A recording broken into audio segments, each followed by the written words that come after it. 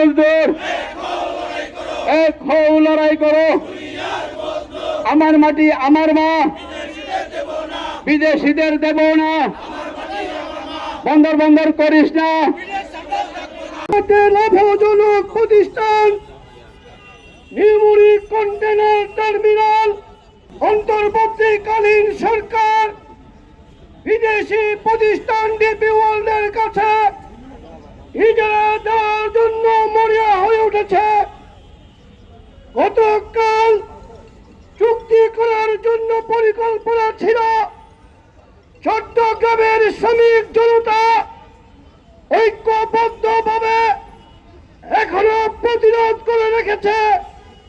আমরা জানতে পেরেছি গতকাল মন্ত্রণালয়ে সাংবাদিকদেরকে ডাকা হয়েছিল ডিপি ওয়ার্ল্ডের চুক্তি সম্পাদন করার জন্য, কিন্তু পারে নাই।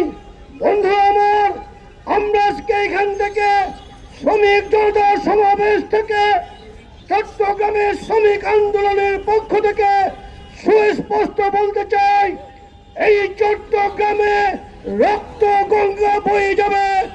আমরা ডিপি ওয়ার্ল্ডের কাছে আমাদের চট্টগ্রামের এনসিটি কোনোভাবে হস্তান্তর করতে দেব না। বন্ধুরা আমার, আপনারা জানেন চট্টগ্রাম বন্দরের শ্রমিক ভাইরা আজকে 3 দিন ধরে চট্টগ্রাম বন্দর অচল করে রেখেছে।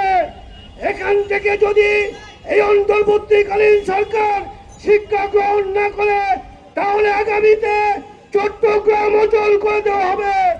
আগামীতে রাস্তা অবরোধ করা হবে, বন্দরের চারিদিকে অবরোধ করে দেওয়া হবে।